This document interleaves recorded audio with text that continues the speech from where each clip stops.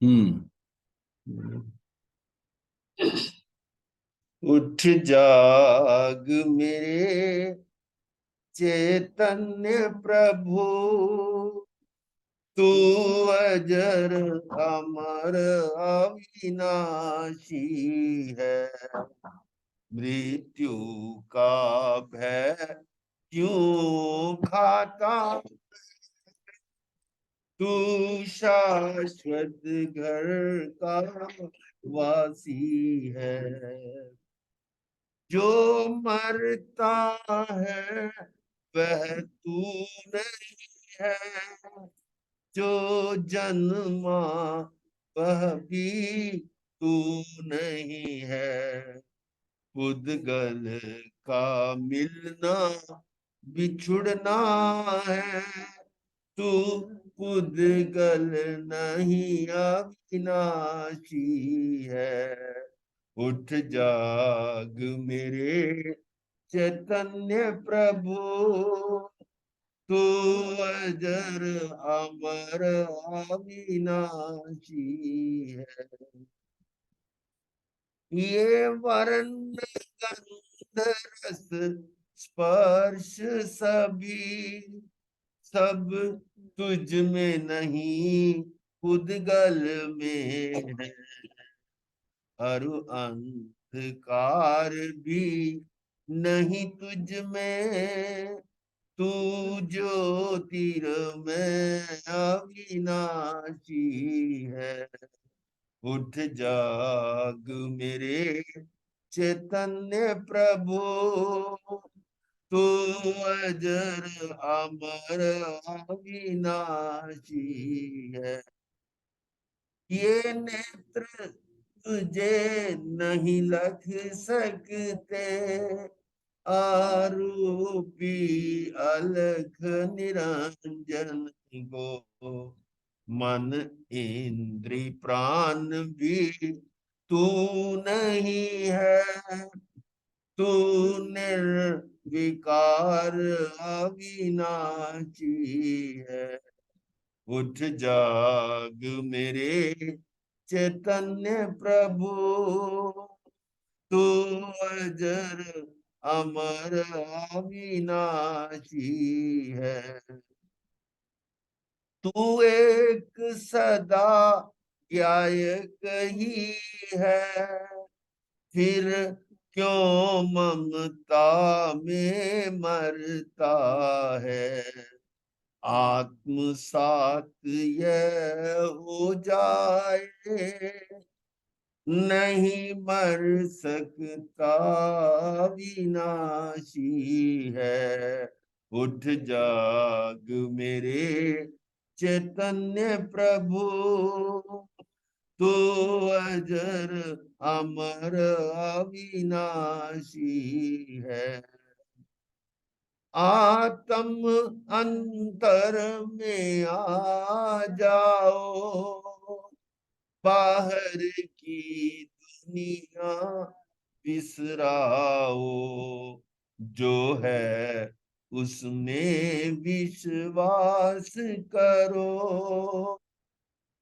स्वयं सिद्ध अविनाशी है। उठ जाग मेरे चैतन्य प्रभु, तू अजर अमर अविनाशी है।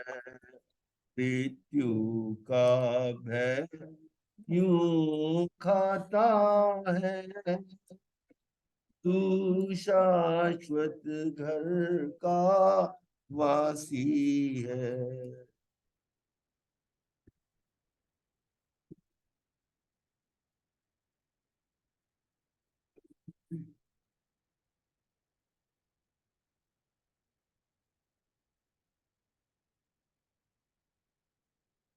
हमें सार का मर्म संक्षेप में ये विषय हमारा, इसमें हमने जीव अजीव अधिकार जो है वो भी किया है 2 दिन में। तो अब ये जो है कर्ता कर्म अधिकार, इससे पहले हमने कल तक जो है 29 भाव जो हैं वह जीव अजीव अधिकार में आते हैं, वो 29 भावों के बारे में जाना था। अमृतचंद्र ने कर्ता कर्म और क्रिया का लक्षण लिखते हुए कहा है गाथा 51 में, 51 में, जो परिणमन करता है वह कर्ता कहलाता है। जो परिणमन करता है वह कर्ता कहलाता है, जो परिणाम होता है उसे कर्म कहते हैं। तो ये हमने एग्जाम्पल देखी थी वहां पर कि मिट्टी के लौंदा का है, उसका घड़ा बनता है, तो उस हिसाब से क्या होता है कि ये कर्ता कर्म अधिकार में। एक बार ऐसा करते हैं कि इससे आगे एक बार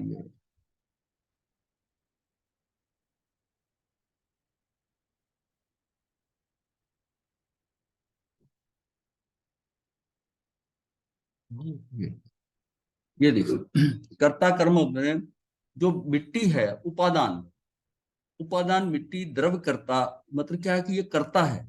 जो जो एक्चुअल में कर्ता कौन है? जो परिणमन करता है, मतलब जो व्यक्ति, जो योग्यता होती है, जिसमें जो योग्यता होती है उससे वो उसका परिणमन करता है, और जो परिणाम आता है उसे कर्म कहते हैं। और दोनों के बीच में जो हो रहा है वो कार्य हुआ है। तो ये जो है कर्ता और ये कर्म, इसमें इसको कहते हैं हम कर्ता कर्म संबंध। ये एक ही माध्यम में होते, मतलब जैसे मिट्टी है, उसी का ही घड़ा बनना है, और उसी प्रोसेस में कर्ता कर्म अधिकार है। दूसरी तरफ क्या है? वो जो है वो कुम्हार निमित्त का है, कुम्हार निमित्त का है। इसमें कुम्हार जो है वो हमारा साक्षात निमित्त हमें दिखाई दे, ये निमित्त आया, इसी ने घड़ा बनाया। तो व्यवहार से हम क्या कहते हैं कि कुम्हार ने घड़ा बनाया। लेकिन यहां हम कर्ता क्या कह रहे हैं कि मिट्टी से घड़ा बना। कुम्हार क्या कर लेता अगर मिट्टी ना ठीक होती? तो बाकी क्या है कि जो चक्र है, डंडा डोरी, जो बाकी सामान लाता है, उसको हम कहते हैं परंपरा निमित्त। परंपरा से निमित्त होते हैं, पर साक्षात निमित्त कौन सा है? ये कुम्हार, कुम्हार निमित्त आता है। ये निमित्त नैमित्तिक संबंध होते हैं। ये अब जो है ना, एक ही द्रव्य में कार्य नहीं होता। वो करने वाला जो है कुम्हार निमित्त उधर है, और घड़ा जो उपादेय बन रहा है। अब ये जो घड़ा बना है, ये क्रिया कार्य भी है, ये पर्याय भी है, ये नैमित्तिक भी है। निमित्त कौन है? कुम्हार। कार्य किधर से है? कार्य जो उपादान इधर से आ रहा है, मिट्टी की तरफ से आ रहा है, कर्ता कर्म संबंध से इधर से आ रहा है, और निमित्त नैमित्तिक संबंध से इधर। व्यवहार से देखें तो कुम्हार ने घड़ा, और निश्चय में घड़ा बना है मिट्टी से, मिट्टी से घड़ा। तो ये हम अब जो चर्चा होगी वो इसी पे ही होगी कि उपादान, हमारी उपादान क्या होता है? स्वयं की योग्यता, हमारी अपनी योग्यता। निमित्त क्या है कि बाह्य संयोग, बाहर का संयोग आता है। घड़ा बनाया, चलता बना, उसका घड़े के अंदर कुछ नहीं है। घड़े में कि उसका घड़े के अंदर कुछ हो जाएगा, वो क्या है कि उसका उतना ही कहा किया और चला। तो ये तो है बाहर का। अब रही बात ये है, अब हम चलते हैं वो पीछे ही।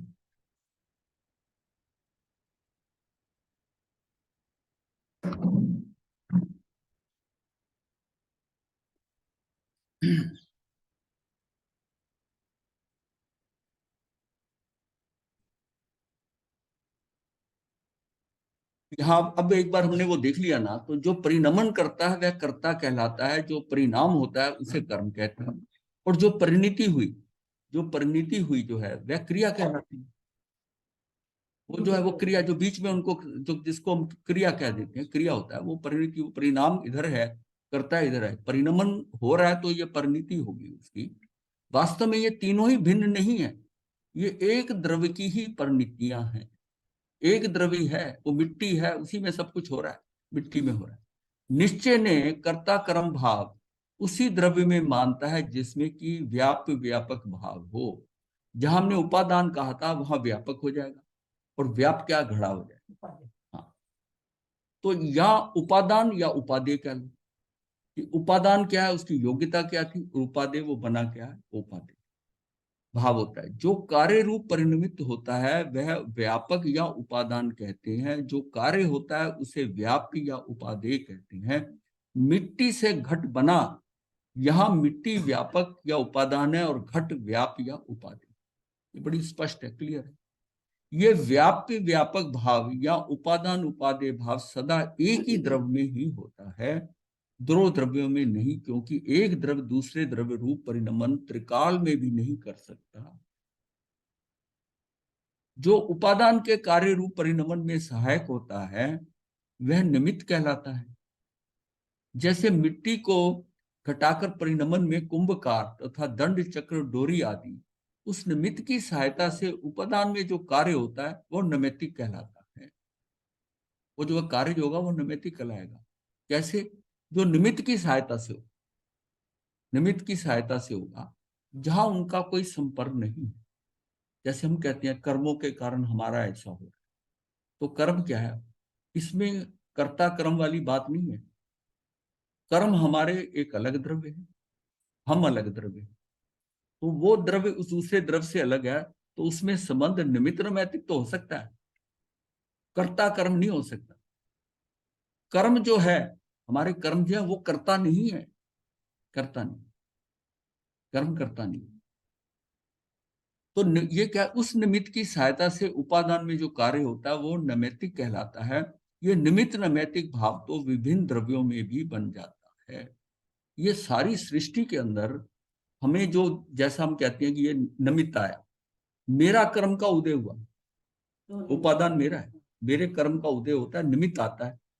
और वो निमित्त आता है तो उसका मेरा संबंध क्या है कि वो मुझे कुछ कहता है तो मेरे पे प्रभाव पड़ता है, वो नैमित्तिक। तो निमित्त नैमित्तिक संबंध है। जब दो द्रव्यों को कोई आपस में कनेक्शन नहीं है, फिर भी दोनों पे प्रभाव होता है, एक दूसरे का प्रभाव होता है, तो निमित्त नैमित्तिक संबंध है। एक निमित्त आता है, उसको कई बार किसी ने कुछ बोला ही नहीं, उसकी शक्ल देख के ही आप भड़क उठे, पुराना कोई बैर आ गया या कुछ आ गया, तो हाँ, तो वो निमित्त बना ना, निमित्त बना, मतलब उस जीव ने कुछ किया नहीं है। ये फिर कैसे हुआ? जैसे कि गौतम स्वामी के पास कोई शख्स आया और उसको देखकर उसका भाव हो गया दीक्षा लेने का, और गौतम स्वामी का भाव हुआ कि मैं महावीर स्वामी को दिखाऊं उसको, तो वो उनको लेके आ गए। उसने दूर से महावीर स्वामी को बैठा देखा और भाग गया, भाग गया। तो महावीर स्वामी ने कहा, गौतम तुझे मैंने मना कर रहा था कि तुम मेरे पास नहीं लाना। ये उन्होंने पहले कहा था कि कोई आज कुछ होगा, केवल ज्ञानी थे, वो कह सकते हैं कि भाई कुछ होगा, तुम मेरे पास नहीं आना, लेके आना। और वो ले आए और वो भाग गया। तो उन्होंने पूछा कि भगवान भाग कैसे गया? वो बोले ये शेर था, कि वो शेर था जिसको मैंने पिछले जन्म में फाड़ दिया था, जबड़े पकड़ के फाड़ दिया था। अब क्या है? हालांकि वो जानता नहीं है ये वो है। इसका मतलब हम भावों को समझे, भावों को समझे कि कर्म उसका उदय में आया, और कैसे, क्योंकि उसके कर्म के उदय में उसको उसको दीक्षित नहीं होना था, उसका कर्म उदय में आया भागने के लिए। और वो कैसे आया कि इनको निमित्त क्या बने? भगवान महावीर निमित्त बने ना, उनको देखते ही।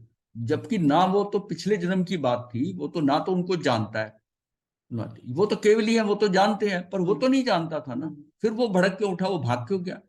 डर डर जाग गया। वही वो पुराना डर उस समय का, उस निमित्त के कारण, उस समय भी कारण मेरी ये स्थिति हुई थी कि दोनों जबड़े पकड़ के फाड़ दिया। तो ये भाव का देखिए, अब ये समझिए कि कोई जीव आपके पास आता है, आपको अच्छा लगता है। कोई होता है, उसके को देखते ही आपको लगता है कि ये चला जाए तो अच्छी बात। अब ये क्या है कि ये हमारे पूर्व के भाव है उसके प्रति, और कुछ हमें नहीं पता, इसने हमारा इस जन्म में कुछ नहीं बुरा किया, लेकिन फिर भी वो भाव आते, और किसी के साथ बड़े अच्छे भाव आते कि ऐसा संपर्क हो। फिर किसी समय तो किया होगा ना जो भाव आए। हाँ, लेकिन इस समय तो याद ध्यान में नहीं है ना। इसका मतलब भावों की, जो भावों के साथ में वो चल रहा है, जो कर्म अभिवृद्धि में आ रहा है उसके भाव। ये बात वो हो रही है जो हम कहते हैं कि कर्म के उदय में दो तरह होते हैं, एक संयोग मिलता है, एक आपके भाव में परिवर्तन। आपका से एक तो संयोग मिलता है, ये हमने उसका शालीभद्र के पहले के जीव का उसकी बात करी थी ना, संगम उसके। तो मतलब कैसे कि वो उसको निमित्त मिला, और कैसे उसके भाव वैसे आ गए। जैसे भावों से वो कर्म द्रव्य कर्म बांधा था, उस समय मेरे भाव कैसे थे, वो भाव इस द्रव्य कर्म के आने के ऊपर वो स्थिति बंद जो था, जितने काल का था, वो पूर्ण हुआ, उदय में आ रहा है। उदय में आ रहा है तो मेरे भाव भी उसके अकॉर्डिंग जा रहे हैं। ये समझ में आया ना? इशारा ऐसे कर दो ना कि जानते हो, तो आप ऐसे देखते हो नहीं समझ में आया। जैसे मिट्टी को घटाकर परिणमन में कुंभकार तथा दंड चक्र आदि डोरिया दिया है, उस निमित्त की सहायता से उपादान में जो कार्य होता है वह नैमित्तिक कहलाता है। ये निमित्त नैमित्तिक भाव दो विभिन्न द्रव्यों में माना जाता है। अब हमने दो चीजें, कर्ता कर्म अधिकार वो एक ही माध्यम में, एक ही द्रव्य में, और ये दो द्रव्य अलग है। जीव के राग आदि भाव का निमित्त पाकर पुद्गल में कार्य रूप परिणमन होता है। जीव के क्या, राग आदि भाव का निमित्त पाकर पुद्गल में कार्य रूप परिणमन होता है, और पुद्गल की उदय अवस्था का निमित्त पाकर जीव में राग आदि भाव उत्पन्न होते हैं। ये एक दूसरे के साथ है ना। वो कर्म उदय में आते हैं जब, तो भाव उत्पन्न होते हैं, और भावों से वो कर्म उत्पन्न। तो द्रव्य कर्म और भाव कर्म, ये तो चक्र है। ये चक्र है कि द्रव्य कर्म बन जाए। द्रव्य कर्म, जो द्रव्य कर्म बांधे, उस समय हमारी भाव अवस्था क्या थी। खेल सारा भावों का हो गया। द्रव्य का नहीं, भावों का हो गया। भावों का नियंत्रण, भाव संभाल के रखने होंगे। हमारा ध्यान ज्यादातर क्रिया पे होता है, भाव पे चले जाते हैं, बह जाते हैं। क्रिया में करते हैं, हमने ये अच्छा कर दिया, हमने। उस टाइम हमारे भाव क्या थे? क्या हम किसी को दान देते हुए मेरे उत्कृष्ट भाव थे? क्या अहोभाव था? क्या उसके क्रिया करने के बाद अनुमोदना का भाव था? अगर ये नहीं था, अगर आपने सोचा आ गया था, देना पड़ा, बात सारी खत्म। जो आपने दिया द्रव्य पुण्य बन गया, और भाव क्या, भाव निकृष्ट हो गया। मतलब मुझे देना पड़ा, ये भाव आ गया, क्योंकि किसी व्यक्ति के साथ आया। मतलब उसमें कहा है, खेल सारा भावों का है। और हमने आगे जो बढ़ना है, वो भावों से बढ़ना है।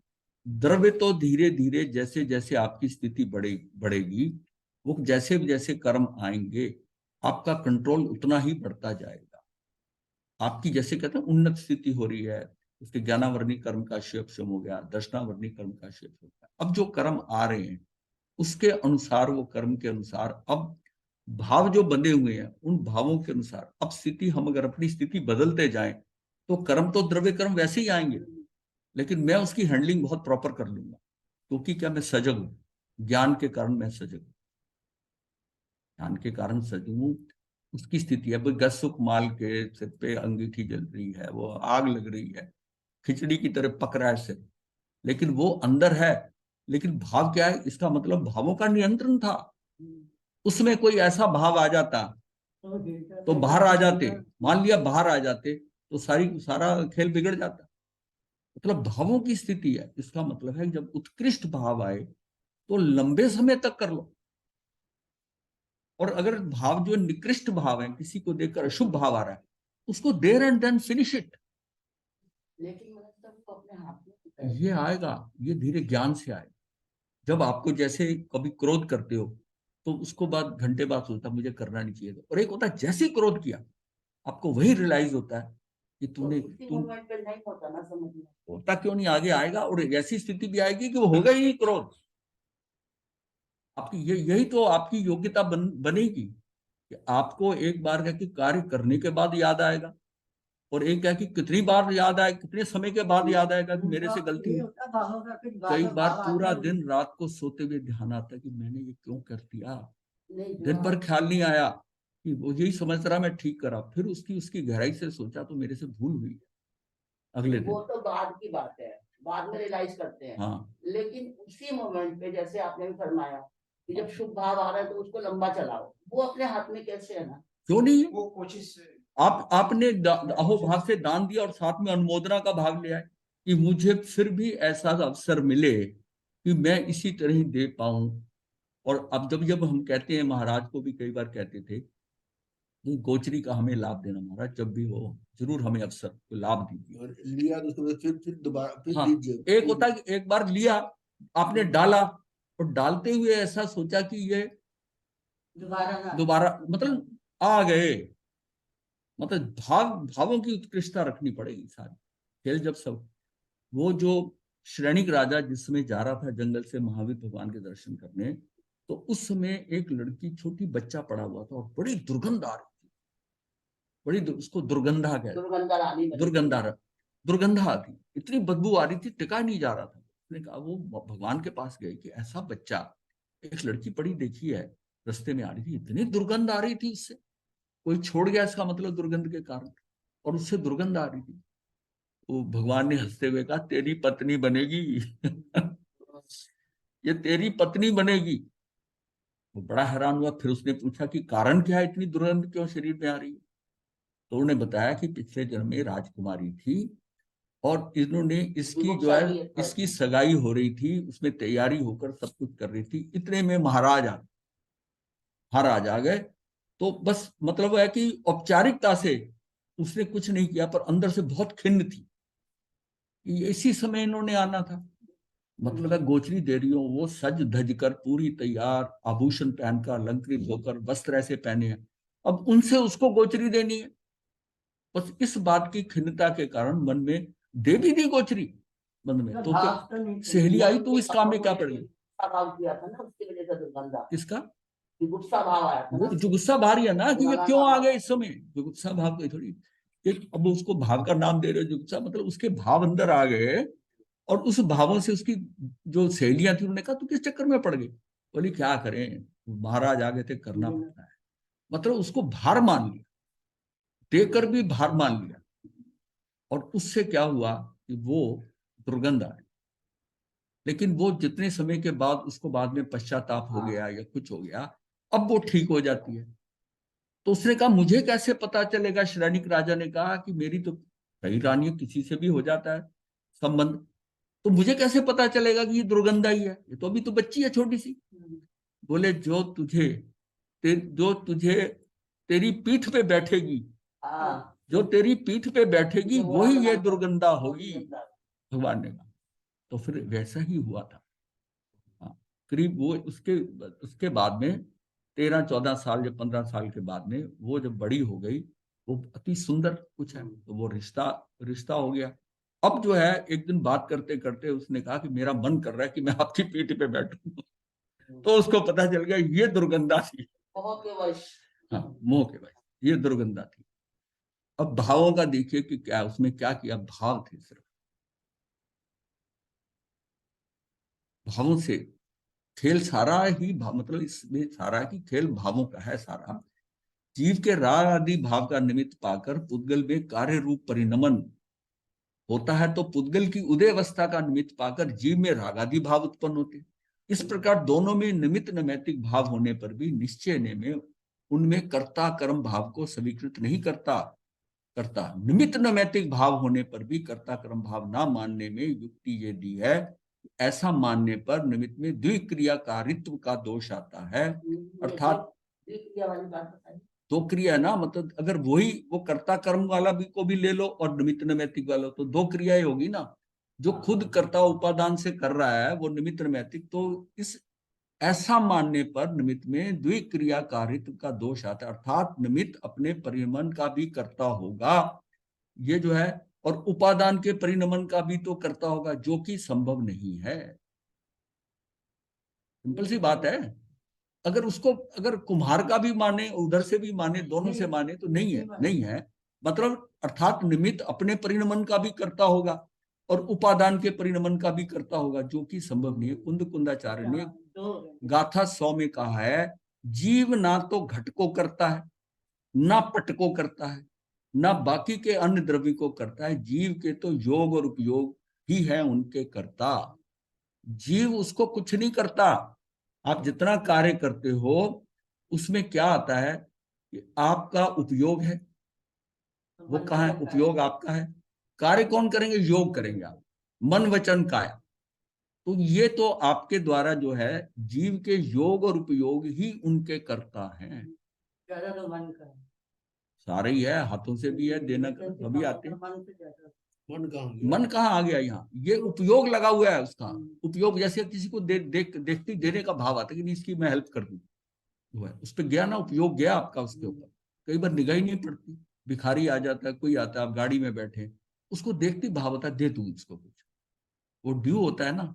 मतलब हमारे भावों का जो उतार चढ़ाव है, ये जो मॉड्यूलेशन है, वेरिएशन है, ये किससी होती है? शांत बैठे, शांत बैठे और उस जीव को देखा, क्योंकि उसका कर्म में उसका लेने का आ गया कि इससे मुझे प्राप्ति होनी है।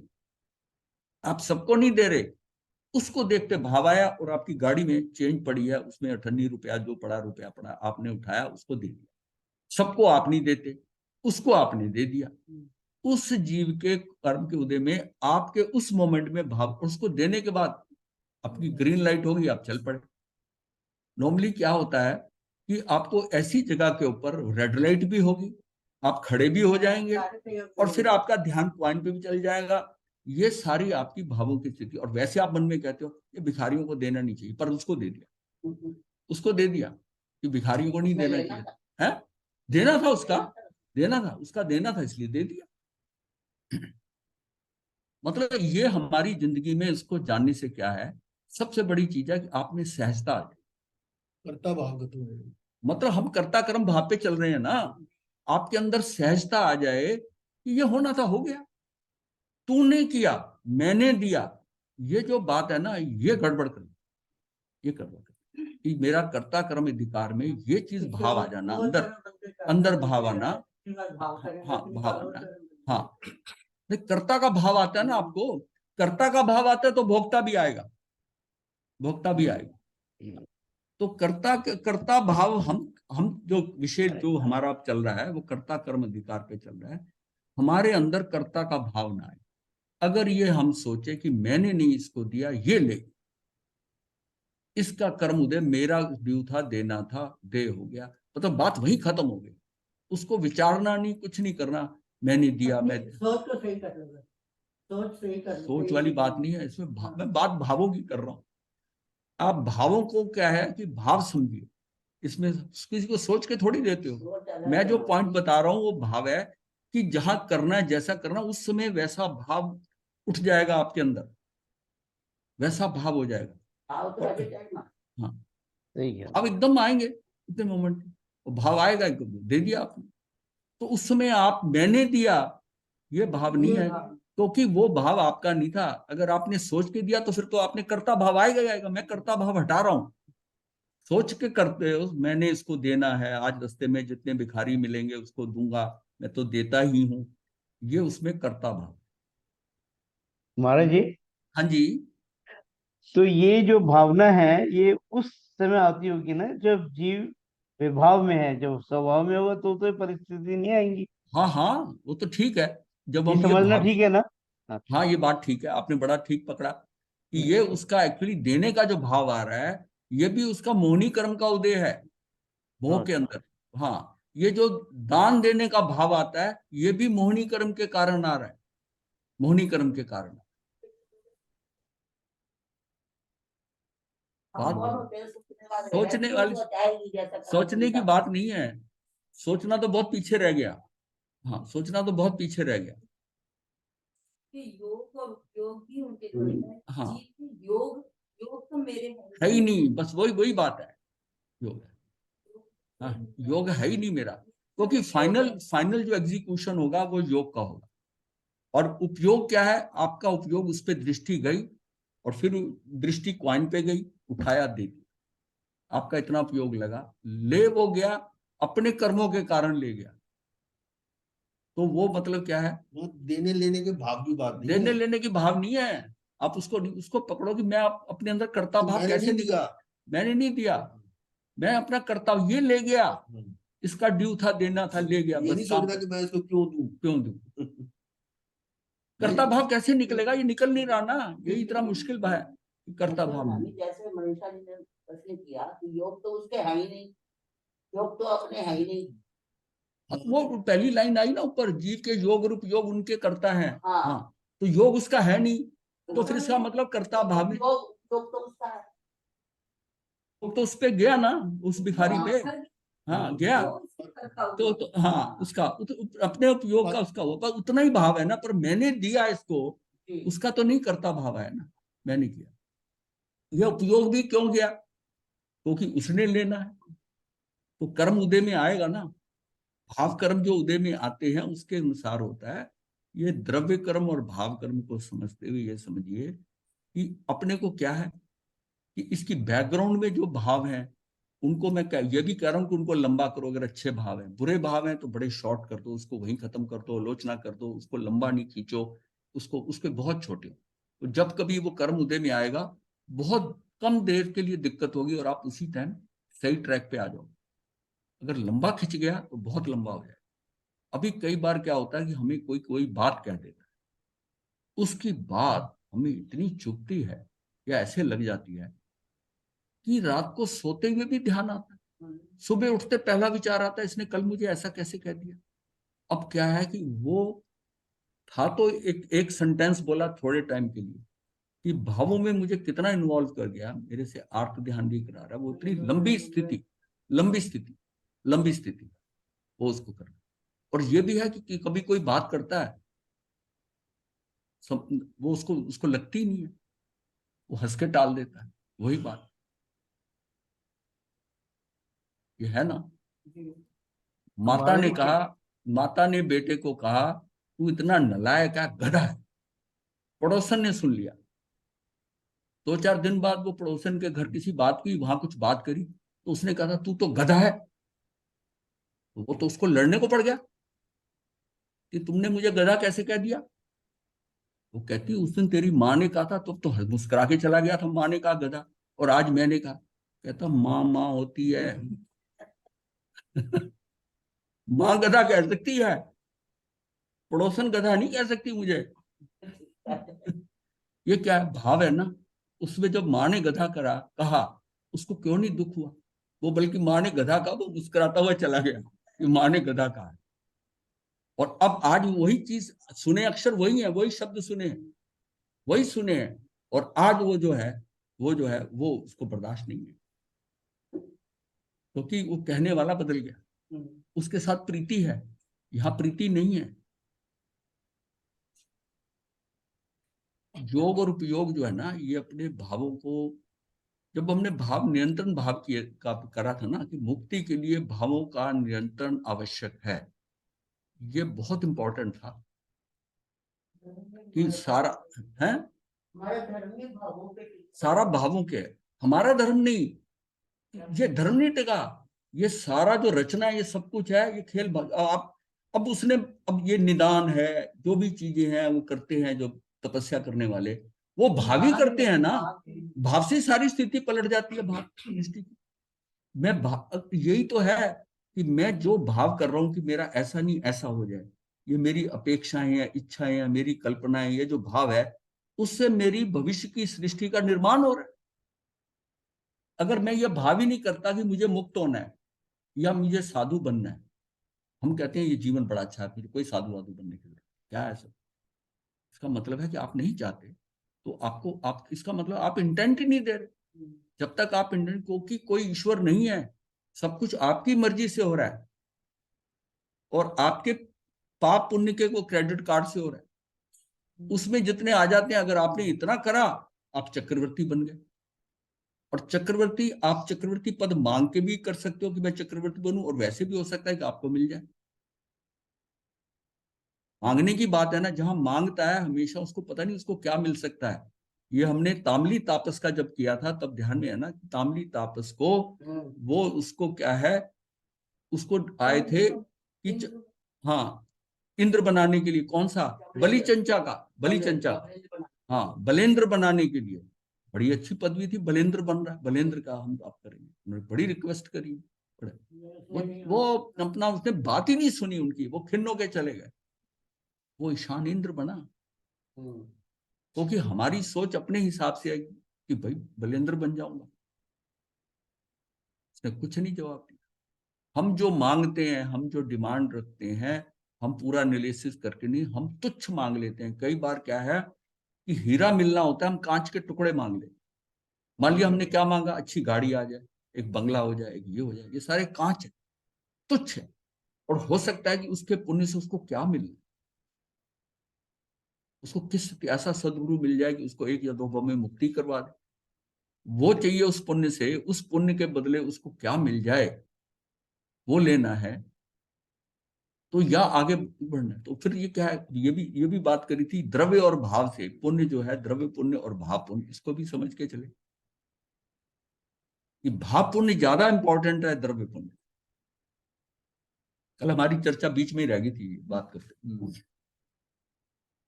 मनीषा से, ये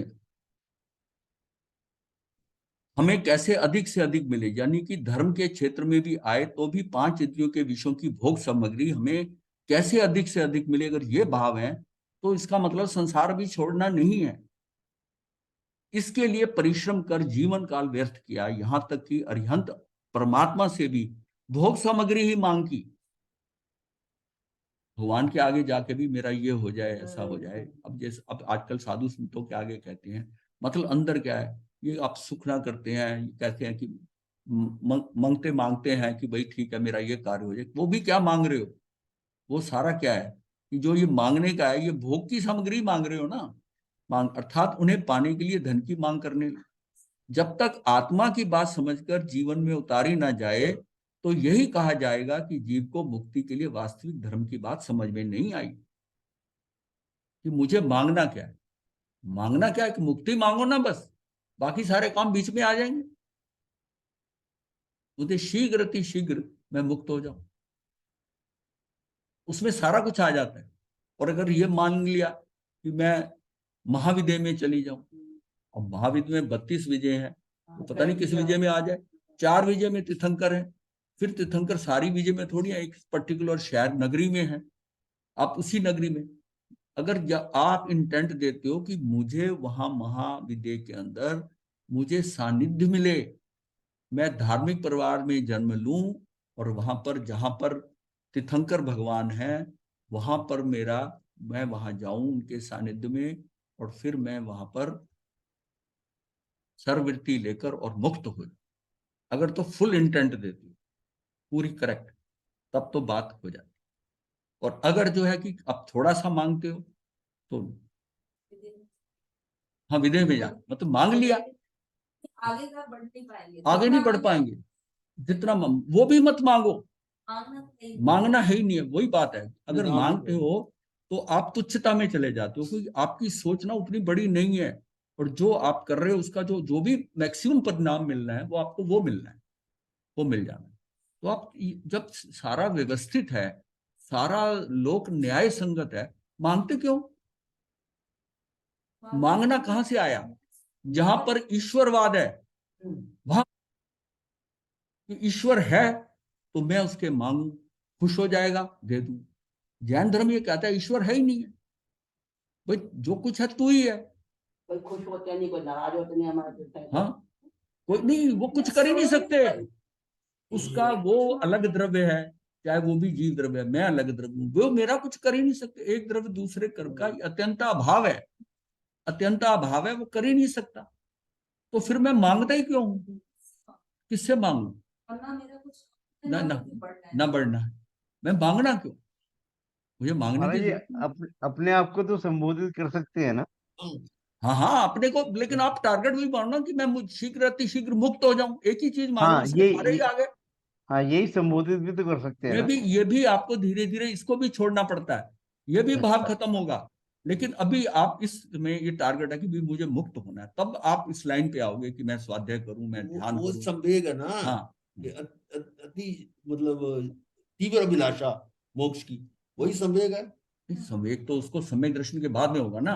हम तो अभी सम्यक दर्शन की नहीं कर रहे हैं, उसको संवेग का तो सम्यक दर्शी को आएगा, ये लक्षण है। तो अभी तो संवेग के बिना ही उसको ये भाव हमेशा ही, जो मुक्त होना चाहता है, कई लोग हैं जिनसे हम बात करते हैं ऐसा करे, जल्दी क्या पड़ी मुक्ति होना, इसका पूरा नजारा लो। वो तो कहते हैं कि भाई इसका पूरा नजारा लो। मतलब ये है कि जैसे दो टीमें एक स्टेडियम में खेलती हैं, एक इधर की पार्टी होती है, एक इधर की पार्टी। एक कहता है कि मैं इधर हूं, एक दूसरा कहता है, एक उसको रेफरी बन के देख रहा है, एक स्पेक्टेटर बन के बैठा है। 4 तरह के लोग हैं ना। दो विरुद्ध पार्टियां खेल रही हैं, एक उनका रेफरी है जो अंपायर का, तो रेफरी का तो कोई कह दो, और एक स्पेक्टेटर देख रहे हैं, उसका आनंद ले रहे हैं। और एक व्यक्ति उस स्टेडियम में आता ही नहीं, वो बाहर ही निकल जाता है। ना मुझे खेलना है, ना मुझे देखना है, ना मुझे निर्णय करना ये है, ना मुझे इसके जीतने का राग करना है, ना द्वेष करना है। ये तो कार्य व्यर्थ का है, समय बर्बाद करने का, मैं निकल जाऊं। ये आइडियल पोजीशन है, यहां तक हम पहुंच नहीं पाते। ये आइडियल पोजीशन है कि हम इन्वॉल्व ही क्यों हो रहे हो। आप दिन भर में कितनी ही कंडीशंस के अंदर आप जो है ऐसा जबरदस्ती इन्वॉल्व होते हो, उसमें आप बिना इन्वॉल्व हुए शांत रह सकते हो, घर में कुछ भी हो रहा हो। कई बस ओनली कुछ केसेस ऐसे होते हैं जिसमें आपको इन्वॉल्व होना पड़ता है, अदरवाइज आप चाहो तो इसमें मुझे इन्वॉल्व नहीं होना, ये अगर जजमेंट आनी शुरू हो गई कि मुझे इसमें कुछ नहीं करना, अब कितना टाइम खराब होता है, बच्चा कहता मैंने कुछ नहीं खाना, माता उसके पीछे दौड़ रही, जब तक वो दौड़ती रहेगी वो दौड़ाता रहे, वो रख के उसको पूछे ही ना खाने। 2-3 घंटे बाद जब ना उसको भूख लगनी है, इसी अपने आप आएगा। अब माता उसको गई वहां पड़ा खा ले, अगर वो माता उसको उठाकर फिर खिलाती है तब फंसी, वहां पड़ा खा ले, तब उसको रियलाइज होता है उसमें माता खिला रही थी और माता ने कहा वहां पड़ा है। वो फिर नहीं करता, जो माता खाने खिलाने कहती है ना, उसको पता नहीं तो खुद खाना पड़ेगा, फिर वो खिलाती है तो खा लेता है। ये बच्चे की साइकोलॉजी समझ के ना उसको करना, मतलब हम जिस भाव में बह रहे हैं ना, उसमें आप एनालिसिस ही नहीं करते। जिस बहे जा रहे हैं वो पुरानी आदतों के कारण, उसमें बच्चा क्या कर रहा है, कैसा क्या कर रहा है, हम अपनी आदतों से जा रहे हैं, उसकी भी आदतें खराब कर रहे हैं। 7 साल के अंदर उसको भी खराब कर रहे हैं। उसको ये नजर आता है कि माता तो मेरे बिना रह नहीं सकती, माता मेरे आगे पीछे घूमती है, इनको मैं जो है ब्लैकमेल कर सकता हूँ। बच्चे को समझ आ जाती पूरी कि ब्लैकमेल किसको करना है, यहाँ माता को करना है। उसको पता लगता है पिता जल्दी ब्लैकमेल नहीं होता, माता बड़ी जल्दी है, माता सॉफ्ट है, तो इतनी सेंस होती है। बच्चे को ऐसा नहीं समझो, और रूठता भी है, सब भी करता है, और सब इतनी सेंस होती है उसमें। जब तक आत्मा की बात समझकर जीवन, इसका मतलब वो भी भावों से देखो ना, ये सारी सृष्टि का खेल सारा भावों का है। एक्चुअली हमारी दृष्टि जो हो गई है ना, वो पौद्गलिक हो, हम सारा खेल पुद्गलों से कर रहे हैं, भावों को हमने एक साइड पर रखा हुआ। ये जो बात है ना कि सारा खेल भावों का है, ये तो है कि अध्यात्म में जाने का। ये पुद्गलों का खेल जो है, कि पुद्गलों से हम खेल रहे हैं, हम उससे से आनंदित हैं, पुद्गलों से। और ये नहीं देखते कि इन पुद्गलों के कारण मैं इनके संसार में फंसा हूं, पुद्गलों में इन्होंने मुझे कितना फंसाया है। ये पुद्गल किसी काम के नहीं। जब मैं कहता हूं ना कि ये घर के सदस्य जो है, ये समझते हैं बड़े प्यारे हैं, अगर मन में ये आ जाए सब धूर्त है, ये सारे धूर्त है, मोहनी कर्म के कारण मुझे फंसा रिया। अब मोह तो जागृत हो रहा है, ये धूर्त है सारे, मुझे जाने नहीं दे रहे, करने नहीं दे रहे, ऐसा मोह के पेट में बांधा है, सब धूर्त है, मुझे तो इनसे बच के रहना। ये भाव आता है तो पुद्गलों से बच गए। ये समान चाहिए, ये परिग्रह चाहिए, ये सारा क्या, परिग्रह से हटना मतलब पुद्गलों से बचना। ये पुद्गलों से डरना आ जाए तो पुद्गल कर्म क्या है, पुद्गल है ये। आप पुद्गलों ने ही आपको फंसाया हुआ है, ये शरीर आदि, ये रिश्तेदार आदि, समान, ये सारा ये पुद्गलों ने। और ये जो शरीर दिया ना आपको, जो आप पे थोप दिया है, ये आपके कर्मों के अनुसार जैसा शरीर ढोना पड़ रहा है। ये तो बड़ा अच्छा शरीर मिल गया, जब एक इंद्री का, 2 इंद्री का, 3 इंद्री का, 4 इंद्री का, ये जो शरीर मिले हैं, ये आपको ढोने पड़ रहे हैं। और किससे मिले हैं? इन्हीं पुद्गलों से मिले, जिनको आप चाव से आपने बांधे, चाव से बांधे। महाराज एक बात बताएं, हाँ जी। मैं तर्क के ख्याल से नहीं पूछ रहा हूँ। आप हाँ कहते हैं बोलिए। ज्ञाता जीव को ज्ञाता दृष्टा होना चाहिए, हाँ जी। तो ज्ञाता दृष्टा बगैर भावनाओं के तो हो नहीं सकता। तो हर भावना के पीछे तो कर्म बंधन होंगे फिर, हाँ, ज्ञाता दृष्टा जो रहता है तो वो अपने शुद्धोपयोग में है। ज्ञाता क्योंकि दृष्टा आपने अभी तो हमें रहता ही बताया नहीं, जैसे वो शुभ पुद्गल और से। अशुभ में जाता है तो नहीं है, फिर तो उसका क्या होगा, साकारोपयोग होगा या अनाकारोपयोग होगा। शुद्धोपयोग में रहता है तो वो ज्ञाता दृष्टा है। ज्ञाता दृष्टा तो उसको रहना, ये तो उसकी आइडियल पोजीशन है, अगर ज्ञाता दृष्टा रहता है, ज्ञाता दृष्टा लेकिन रहता है। उसमें उसको भावना तो आएंगी ना। हाँ, नहीं, भावना क्यों आएगी, वो ज्ञाता दृष्टा है, वो देख रहा है, जान रहा है। भाव कर लिया तो वो तो उसका मतलब वेदन कर रहा है जैसे। अभी आपने कहा कि हाँ, पुद्गल वही बात है हमारे लिए जो इससे धूर्त पहले हमने है करा था ना, पर इतना। समय। हाँ बोलो। आपने अभी कहा कि पुद्गलों से दूर रहो, वो धूर्त है, तो भावना तो खराब आई ना। आपने पुद्गल ना से ना, तो दूर हो गए, आपने लेकिन आपने आपकी भावना समझना में है, तो द्वेष भाव आ गया ना। आपने ये समझना है। हाँ, आपने ये समझना है कि ये पौद्गलिक संसार जो है, इससे जितना मेरा आकर्षण है, इससे मैंने विकर्षण पैदा करना अपने अंदर, क्योंकि ये मुझे फंसाने वाले। आपको फंसाने वाला कौन है? पुद्गल। तो ये तो भावना आनी नहीं चाहिए ना महाराज जी। क्यों?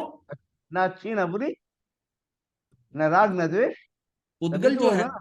हाँ आप हाँ किसी भी जीव को देखेंगे पुद्गल हाँ के रूप में, अगर हाँ, आपने उसके लिए कोई भावना कर दी राग या द्वेष, तो गड़बड़ हो गई ना। राग अगर आप नहीं कहते है, हो वो धूर्त है।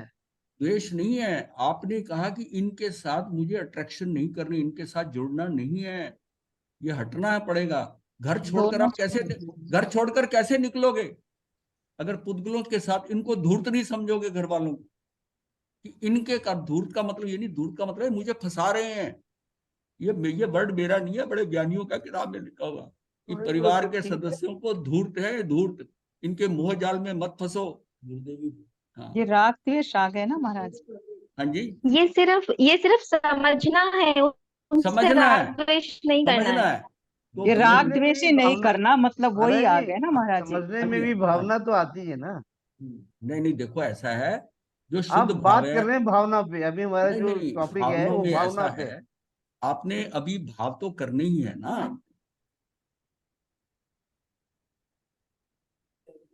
वो भावना भाव तो, राग और द्वेष से रहित होंगे, उसमें कोई कर्म बंधन नहीं हाँ, होगा। कई बंधन नहीं होगा। तो आपको ये समझना है, जब जैसे वस्तुएं आ रही हैं, सामान आ रहा है, आहार संज्ञा है, आहार में आप सोचते हैं कि मैं ज्यादा से ज्यादा खाऊं, आप ये कहते हैं ये तो पुद्गलों का सेवन है, जितना तुझे जरूरी है उतना खा, सामान उतना ही रख, परिग्रह में उतना रख। आपको मैं ये कह रहा हूं कि पुद्गलों से बचना है। पुद्गलों का जितना हमें आकर्षण है इस जीवन के अंदर, ये हमें छोड़ेंगे नहीं। ये जो आज हमारी स्थिति है, ये पुद्गलों को इकट्ठा करने के कारण है। पुद्गलों, कर्म भी पुद्गल हैं, समान भी पुत्र हैं, ये रिश्तेदार आए हैं, ये परिवार सदस्य है, ये सारे पौद्गलिक है, ये पौद्गलिक संसार है। इस पौद्गलिक संसार से उतना आकर्षण मत पकड़ो। व्यक्ति, वो तो वस्तु, ठीक परिस्थितियां, है इनसे भाई, बच के रहो, वो तब ठीक है। आप अपने में ज्यादा रहोगे। आपको करेक्ट, अपने में ज्यादा इसलिए रहना है, समझ गया। मेरी आत्मा में, मैं जितना समय आत्मा में गुजारता हूँ, या इन पुद्गलों में गुजारता हूँ। अगर आपको स्वभाव में सुनने, रहना पड़ेगा। भजन सुनने में, ये सुनने में ये जो है, वो भी आपको शब्द भी पुद्गल हैं, आपको अच्छे लग रहे हैं, ज्ञान दे रहे हैं, पर ये भी पौद्गलिक है। एक समय ऐसा आएगा, आपको ये सुनने की भी जरूरत नहीं है, आप समझ अपनी गया। आत्मा में ही रहेंगे। असली असली जो स्थिति है वो सबसे बढ़िया वो है कि यही आप उस स्थिति में आपको समझ आ रही कि नहीं? हाँ, समझ में आ गई महाराज। समझ में आ तो रही है? आपका मतलब आपको बिल्कुल भाव रहित स्थिति में आने की कोशिश हाँ करनी पड़ेगी। हाँ, आपसे भाव मतलब है आकर्षण वाला। जो हाँ, बात जो हो रही है ये पुद्गलों के, आकर्षण और द्वेष दोनों ही से हटना पड़ेगा ना। इस मतलब ना, पुद्गल को, इस शरीर को, मैं समझ, हाँ, इस शरीर को, नहीं मैं पुद्गल को, समझ गया महाराज जी, आपकी बात समझ गया। समझ गए ना? हाँ, बट समझ ठीक गया, है, मतलब समझ मैं तो ये गया। कह रहा हूँ कि जितना संसार पौद्गलिक है, जो हमें बहुत सुंदर लग रहा है, अच्छी गाड़ी, अच्छा मकान, अच्छे बच्चे, परिवार, धन दौलत, ये सारा पौद्गलिक है और हमें बड़ा आनंद आ रहा है इसमें। ये पुद्गल सारे जो है, इन भावों से इकट्ठे करने से ये मुझे फंसाएंगे।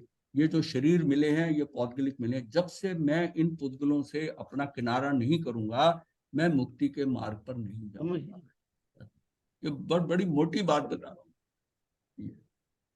जब तक आत्मा की बात समझकर जीवन में उतारी ना जाए, तो यही कहा जाएगा कि जीव को मुक्ति के लिए वास्तविक धर्म की बात समझ में नहीं आई। आचार्यों ने इसे समझाने के लिए एक और उदाहरण दिया है कि यदि पीपल के पेड़ में लाख पैदा हो जाए, तो समझ लेना चाहिए कि उस वृक्ष के दिन पूरे हो गए हैं। यद्यपि लाख पीपल में पैदा हुई है, लेकिन वह पीपल के पेड़ के लिए घातक है, इसलिए वह पीपल नहीं है।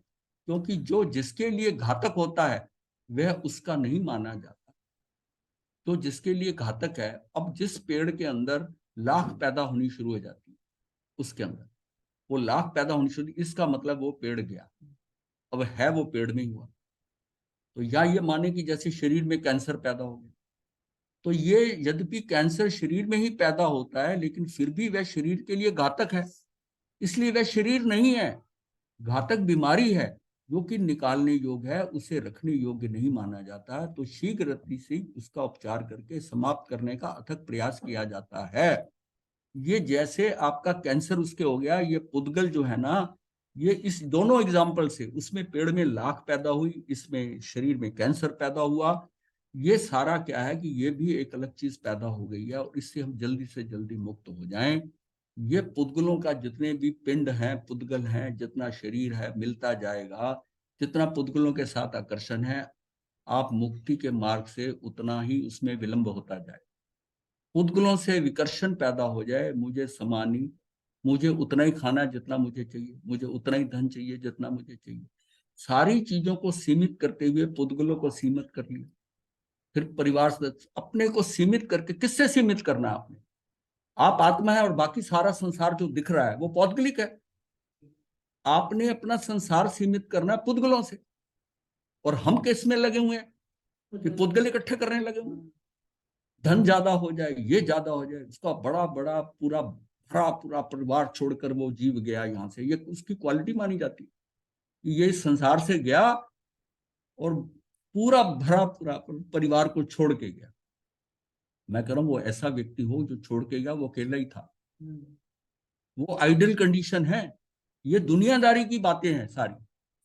अब अपने को तो यह है कि मैं कितना अलग हो जाऊं, अकेला हो जाऊं, एकत्व की भावना आ जाए, छोड़ छाड़ के नहीं चलता बनेगा, सारे पुतलों से छूट जाएगा। छूटने से पहले छोड़ दो, छूटना तो है ही है, पर वो छूटते छूटते आपके इतने और नए बांधेगा कि वो भुगतने पड़ेंगे। ये सारा साइकिल चल रहा है पुद्गलों का कि ये मैं जितना, ये जिन चीजों में मुझे आकर्षण है वो मुझे नहीं नजर आ रहा कि ये मेरा विकर्षण है।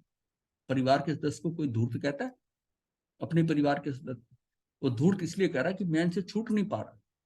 ये बच्चा है, पोता है, पुत्र है, वो मोह आता है उसको, उसको नजर आ रहा है धर्म बहुत अच्छा है, अब मेरी उम्र हो गई है जाने की, अब मुझे धर्म में जाना चाहिए, और वो छूटता नहीं।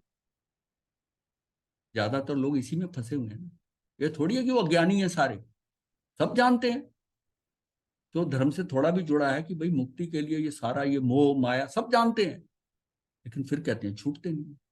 तो जो छूटते नहीं है उनको वो धूर्त कह रहा है, ये धूर्तों ने फंसा लिया मुझे, ये धूर्तों ने फंसा लिया। अब माँ बच्चे को प्यार करती है तो माँ तो फंस रही है ना उसमें, वो बच्चा तो उसके लिए धूर्त ही हुआ ना। वो मोह में जितना आ रहा है, दादा दादी ये परिवार जितना बढ़ता जा रहा है, जितने हमारा परिवार बढ़ता जा रहा है, उतना हम समझ रहे हैं कि मैं तो बहुत सुखी हूँ, धन बढ़ रहा है, ये बढ़ रहा है, सब है। समाज में लोग मुझे ये जानते हैं, ये जानते हैं, जहां जाता हूँ मेरा नाम लेते हैं। ये क्या है? ये सारा पौद्गलिक है। ये अगर समझ में आ जाए, इनसे बचना है। जहां जहां हो सके निकलते जाओ, निकलते जाओ, व्यक्तियों से, वस्तु से, सामान से, जितना आवश्यक है और है, बस जितना अति आवश्यक है उतना मेरे साथ रहे। मैंने इनके चक्कर में पड़ना नहीं, क्योंकि उनके कमाने के लिए आप पाप कर रहे हो, वो कर रहे हो, उसे कर्म बन रहे हो, वो भी पौद्गलिक है। तो सारा आपको फंसाने के लिए आपको तो काम ये दिया था कि आप पुद्गल हटाओ। जब आप इस लोक में, इस मान लिया लोक में हैं, जब आत्मा आती है तो वो पुद्गलों के साथ आती है। कार्बन शरीर भी है, तेजस शरीर भी है। शुद्ध आत्मा तो ऐसा आती नहीं, उसका एक काम है कि उसने शुद्ध आत्मा होना है। तो उसने, वो जीव तत्व आया है, उसे जीव द्रव्य बनना है, जीव द्रव्य बनना है। और जब हम कह रहे हैं कि ये द्रव्य जीवास्तिक आय, इस लोक में जीवास्तिक आय है, जीवास्तिक आय है तो क्या है जीवास्तिक आय? जीवास्तिक आय जीव द्रव्य, ये शुद्ध आत्मा हुई जीव द्रव्य, शुद्ध आत्मा हुई। ये जीव द्रव्य के साथ जब पुद्गल, जब कार्बन और ये तेजस शरीर लगा हुआ है, ये अब जीव तत्व है, ये जीव तत्व है। जीव द्रव्य के साथ जो पुद्गल लगा, वो पुद्गल का नाम हो गया जीव तत्व। ये जीव, ये हो गया जीव तत्व। जीव तत्व और क्या हुआ ये कि आत्मा प्लस आत्मा के साथ जुड़ा कार्बन शरीर, तेजस शरीर, ये पौद्गलिक है। ये पुद्गल जुड़ा तो ये अजीब है, वो जीव है, दोनों के मिश्रण से ये बना, क्या बना? जीव तत्व। जीव तत्व, प्राणी कहते हैं इसको, प्राणी कहते हैं जीव तत्व। और मेरा प्रोग्राम क्या है कि मुझे ये सारा हटाना है, ये पुद्गल हटाना है, बस यही सारी साधना है। और आत्मा का शुद्ध स्वरूप जो है, जो समय सार का बात है, समय सार का मतलब शुद्ध आत्मा, जिसमें द्रव्य आदि, राग आदि जो है, भाव कर्म, द्रव्य कर्म और शरीर आदि इससे विभक्त हो जाए, ये हट जाए, उसके बाद जो है वो समय सार है।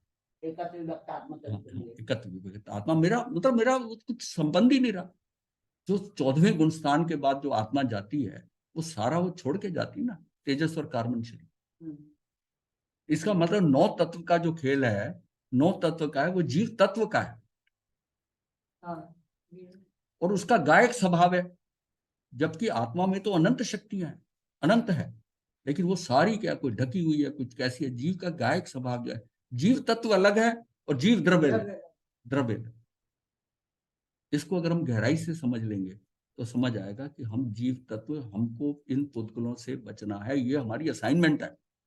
और हमने क्या करा, हम यहाँ आकर पुद्गलों में फंस गए और पुद्गल हमें प्रिय लगने लगे।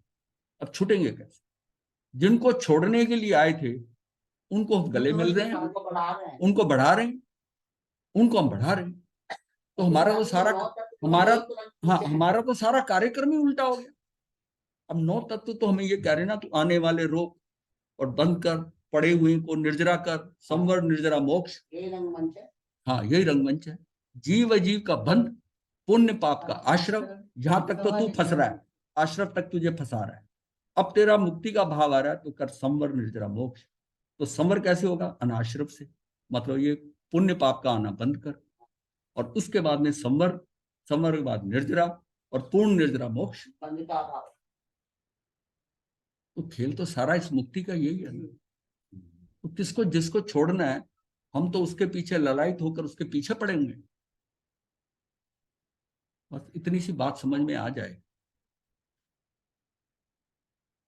कुछ दुविधा है? जवाब इसमें है कि मतलब राग द्वेष मोह के परिणाम आत्मा के कैंसर हैं। ये आत्मा के लिए घातक हैं, आत्मा के सुख और शांति का घात करने वाले हैं। वर्तमान भाव को ही नहीं अपितु भविष्य भी बिगाड़ देते हैं। आत्मा को इनके प्रभाव से अविलंब छुटकारा दिलाना ही जीव के लिए हितकर है। एकत्व विभक्त आत्मा, अब यहां बात है। एकत्व माने अपने में अभेद अनंत गुणों का अखंड पिंड, असंख्यात प्रदेशों का अखंड पिंड। और विभक्त माने द्रव्य कर्म, भाव कर्म, शरीर आदि, यानी कि 9 कर्म अथवा पर, अगर एक शब्द में कहे तो पर, और पर्याय से जुदा, पर और पर्याय से जुदा, ऐसा एकत्व विभक्त आत्मा है। आत्मा के गुण भेद में ना बांटे और प्रदेश भेद में ना बांटे, इसी का नाम आत्मा का एकत्व है। इसी प्रकार पर द्रव्य मैं नहीं हूं, पर द्रव्य का क्रिया का कर्ता मैं नहीं हूं, पर द्रव्य का उपभोग भी मैं नहीं कर सकता हूं। 2 द्रव्यों के बीच में सीमा रेखा जानना है, इसी कोई विभक्त कहा है। ये विभक्त हो गया। एकत्व विभक्त आत्मा मतलब उसको छुटकारा करके ना, ये जो सारा कचरा मैल लगा हुआ है इसके साथ, इसको हटाना है। और यही सारी साधना, ये सारी साधना है। और ये देखो, इसको समझने के लिए ये अभी यहाँ पर ये क्या है? ये आत्मा, आत्म प्रदेशों का अखंड घन पिंड, ये आत्मा। एक, हाँ, नंबर 1 पे आता है एकत्व बुद्धि, अहमत बुद्धि। मैं शरीर हूं, या देह और आत्मा एक में है। शरीर को अपने से अन्य द्रव्य नहीं माना, शरीर को अपने से अन्य द्रव्य नहीं माना। तो क्या है? एकत्व बुद्धि, अहमत बुद्धि। अच्छा, चलो ठीक है। तो हाँ, शरीर को अपने से अन्य द्रव्य नहीं माना, ये हो गया। ममत्व बुद्धि क्या हो गई? ममत्व बुद्धि स्वामित्व बुद्धि। हाँ, देह मेरी, स्त्री मेरी, बाल बच्चे मेरे, धन आदि मेरा, संपत्ति वैभव सब मेरे, मेरी देह से संयोगित सब मेरे, मेरी देह से जुड़े सब मेरे, ये उसका स्वामित्व भाव हो। अगर ये इन्हीं सबको धूर्त समझे तो फिर कैसे मेरे कहे? और ये कौन सा है? कर्तव्य बुद्धि। अब तीसरे नंबर पे आती है कर्तव्य बुद्धि, कर्ता भाव। मैंने बच्चों को बड़ा किया, मैंने धन कमाया, मैंने संस्था या समाज का काम किया, ये उसकी कर्तव्य बुद्धि। उसमें है, हाँ करना है, वो मतलब मैंने किया, आ गया करना है, मुझे करना है, ये भी उसकी। और भोक्तृत्व बुद्धि है कि हर पदार्थों के संयोग में सुख मानना, वियोग में दुख मानना, पदार्थों का भोग उपभोग परिभोग का भाव है। ये कर्ता, ये दोनों कर्ता कर्म अधिकार में है, ये जीव अजीव अधिकार में, ये दोनों है। और इन चारों से हटना जो है, ये मेरी एकत्व आत्मा को पाना है। यहाँ आने का, यहाँ आना, समय हो गया है। चलिए ठीक है।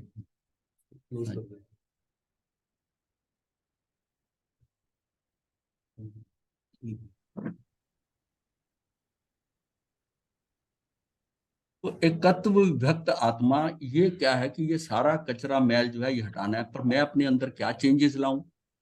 अब जो मुझे आकर्षित कर रहे हैं वही मुझे फंसाने वाले। अब जिन पुद्गलों से मैं इस जगह फंस गया हूं, इन पुद्गलों से, उन्हीं का ही मुझे आकर्षण है। मैं बच कैसे सकता हूँ? नहीं बच सकता।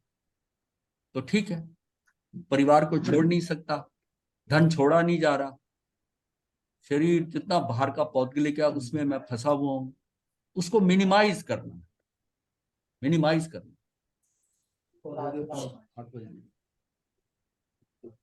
हाँ जी, गुरुदेव की आज्ञा से चत्तारि मंगलम अरिहंता मंगलम सिद्धा मंगलम साहू मंगलम केवली पनतो धम्मो मंगलम चत्तारि लुगुत्मा अरिहंता लुगुत्मा सिद्धा लुगुत्मा साहू लुगुत्मा केवली पनतो धम्मो लुगुत्मो चत्तारि शरणम पवज्जामि अरिहंते शरणम पवज्जामि सिद्धे शरणम पवज्जामि साहू शरणम पवज्जामि केवली पनत्तम धम्मम शरणम पवज्जामि। ये 4 शरणें दुख हरने और न शरणा कोई, जो भव प्राणी करे आज जय। मथे